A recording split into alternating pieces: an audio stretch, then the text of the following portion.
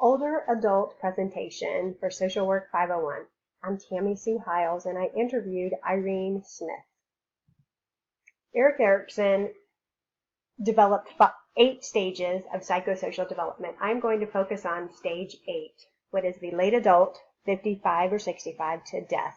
Erik Erikson coined integrity versus despair as our psychosocial crises, and he actually said this was the stage of old age. We've had scholars recently come along and do a little bit more politically correct term, and they've termed this as the stage of wisdom.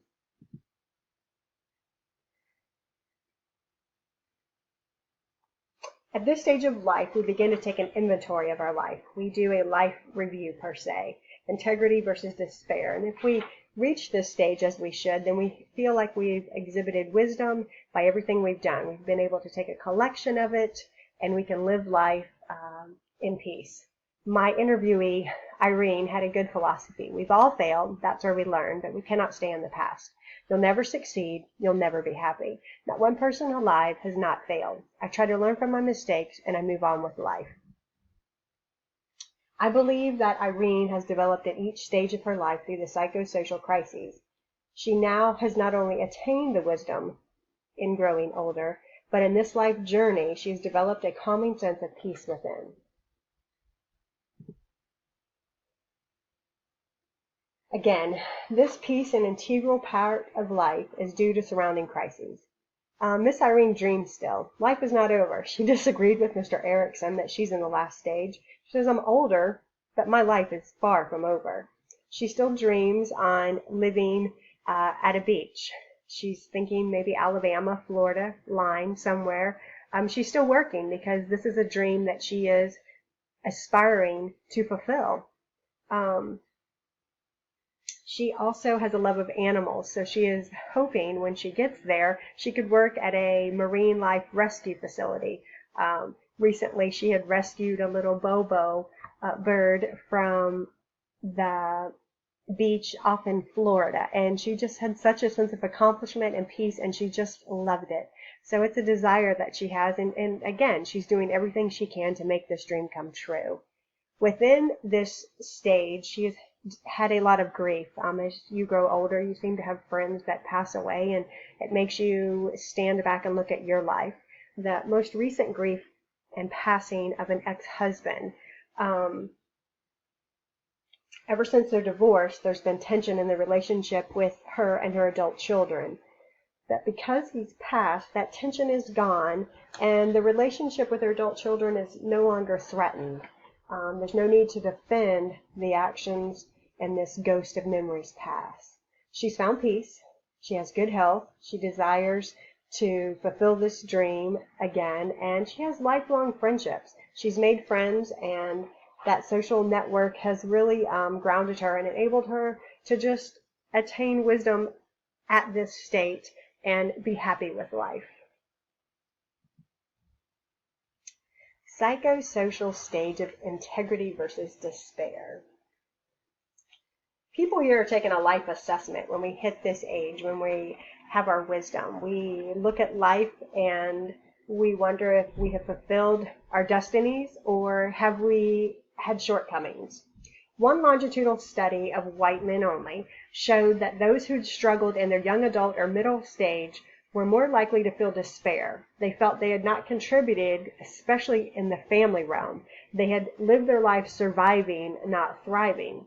These men suffered with depression as they aged, and then in their mental cognition, it began to decline rapidly with the onset of depression.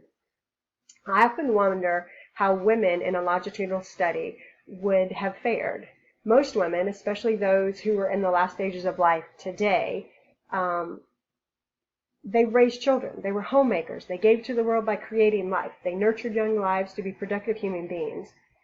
But when we look at women today with our feminist movement and women can do anything men can do, I wonder if a longitudinal study were started, and let's say in 50 years, let's look at these women, what result would they have? Will they have a fulfilled life, or will they still be struggling because they have not given to the family as they should have? I wonder how many mourn for lost opportunities. and become saddened because they let life slip them by. I think so many people today overlook these everyday moments. Those everyday moments are the moments in time that actually mean the most. If we wake up every day waiting for the big thing to happen, the big thing may never come. So we must take time before we get to this last stage of integrity and despair and enjoy the present moment that we're in. Psychosocial crisis resolution. With my interviewee, I kind of went through each of the stages and looked at the crises that happen within each, and maybe has that set her up for where she is today at this last stage of wisdom, and she's been able to thrive in this state and not have a despair outlook on her life. So in stage 4, Erickson talks about industry versus inferiority. In this stage, children need to be productive to have successful experiences. They need to learn and play and have opportunities to master various tasks. There are ways to succeed that make them feel such a sense of self-worth. Miss Irene was put into a Catholic school. In this Catholic school, she asked a lot of questions.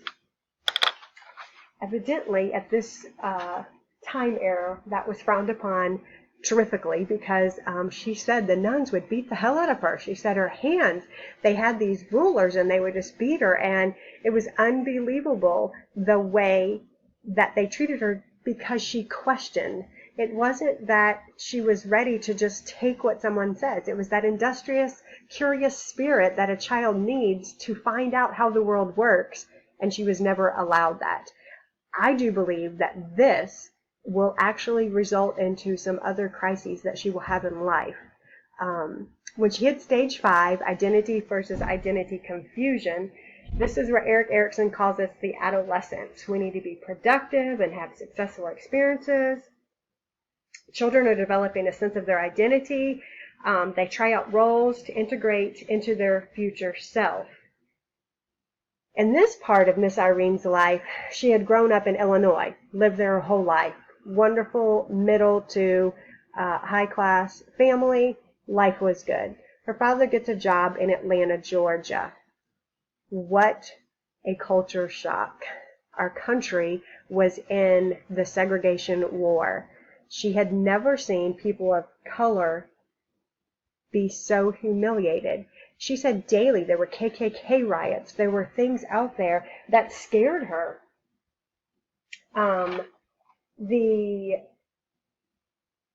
To go to a store when you have a white restroom and a Negro restroom, or a white water fountain, she had never experienced that. She never questioned her parents or her family because of the mistreatment she had before when she questions things. So it's something that she takes, but she doesn't know exactly how to take this in and how this develops her as a person. Well, then we move on to stage 6, intimacy versus isolation. Young adults. Young adults are looking for intimacy and closeness. They learn how to give and take here. If they are unable to establish the intimacy, then they are at risk for isolation as they move into adulthood, is what Erik Erikson tells us. I say after interviewing Miss Irene, I agree with him on this stage. Miss Irene's father actually molested her. What a horrible experience when the person who has raised you, loved you, brought you up, now takes advantage of you and does unspeakable acts to a young woman. This will scar Irene. She finds a husband who she loves and adores, and they get married. He's actually younger than her, and he had to have parent permission, and because they wouldn't give it, they went to Chicago to get married, and life was great, she said. She said she had friends who would just bitch and complain about their husbands, where she and her husband had a wonderful marriage. They were making it work until it came to the sex. She was sexually inhibited. She had not had that intimacy when she was younger. The intimacy that she had was a skewed, corrupt intimacy. So now it overflows into her marriage. They did a very smart thing, and they went to counseling, and they got help, and she was able to overcome it. She was never still as intimate, I think, as he wanted, but she gave it her all at her life stage of where she was. She gets a job. She's working for the family. She then goes to college. She is a contractor for the Army, and she's teaching, and she loves her job. Her money actually is the breadwinner. Her husband is a mechanic by trade. He would come in and throw down transmissions on their kitchen floor, and she'd help him take it apart, and they really worked well together. Then she becomes a mom, and they decide it's time to make a few changes, and they buy a house, and they buy a gas station without permission from her parents, and her father disowns her. This patriarchal system, again, you weren't asked, and you are now disowned because everything you should do, even though you're married, you need to check it in and make sure you have the support of your family, which she didn't do. Motherhood changes her. She becomes a little more sensitive. She becomes more loving. And then she moves into our next stage of generativity and stagnation. She's invested in her work. She's invested in her family. She looks at her life, and it's not what it's supposed to be. Her husband now is staying later and later at the gas station. He doesn't come home. When he does come home, there's lipstick on his clothes. He sometimes passes out in the driveway, and she wakes up in the morning, and she goes out before the neighbors wake up, and she wakes him up, and she tries to get him to come in the house because, heaven forbid, any of the neighbors see her husband has become a drunk and that he's cheating on her. And the social taboos back then are so different than today. Marriage meant something. It was a commitment, and she was not willing to break this commitment. Because again, the social taboo of she's already lost her family. Now what's going to happen with the friends that they've made? These are marital friends they've developed in their community. Life progresses, and she decides she can't take it anymore. This is not the way it should be. She gets angry because did I do enough? Could I have done differently?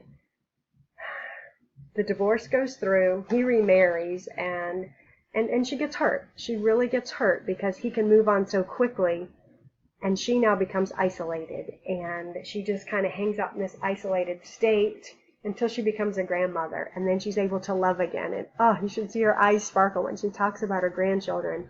It was a breath of fresh air. It's what she needed to move on. When I look at other theories that can work here, I look at the feminist theory. And within the feminist theory, again, I have to remember that there were societal norms that are different than today. The feminist theory argues that the patriarchal society, which gives power to men, perpetuates the problem of violence against women and children. Accepting the power of men coincides with accepting the subjugation and social class, second class status of women. We had foremothers who fought for us to get where we are today. But at this time, when Miss Irene was living life and going through these stages, the feminist theory wasn't around because these women were supposed to take it. They were just supposed to suck it up. This is what you're supposed to do, and you're supposed to be quiet. And this really affected her life and the way that she lived in love.